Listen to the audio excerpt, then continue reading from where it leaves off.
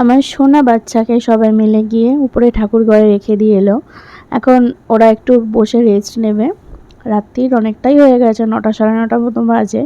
আমি একটু মিষ্টি জল দিচ্ছি।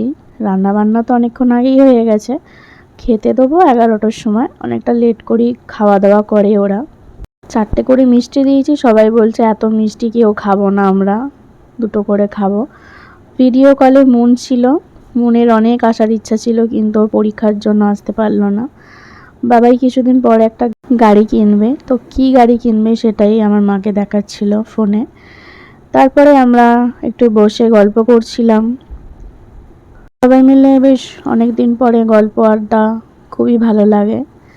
তারপর রাত্রির 11টা মতো বাজতেও যায়। এখন আমি সবাইকে খেতে দিয়ে দেবো। বাপি মায়ের আগে খাওয়া হয়ে গেছে।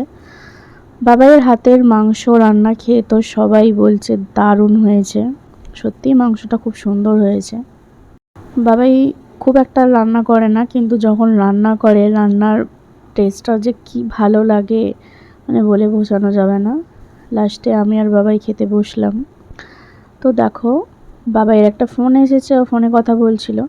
খাসির মাংসের থেকে আলু আর ঝোলটা তো আমার খুবই ফেভারিট। তারপর চলে এলাম ছাদেতে আড্ডা মারতে। সেদিন কিন্তু আমরা রাত 3টে পর্যন্ত আমরা আড্ডা মেরেছি।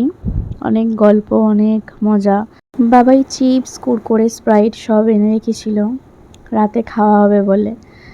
এই চিপস দিয়ে স্প্রাইট খেতে কিন্তু খুবই ভালো লাগছে। ভিডিওটা আজকের মতো এইটুকু, দেখা হবে একটা অন্য ভিডিওর সাথে। আজকের মতো টাটা, সবাই আমার পাশে থেকো।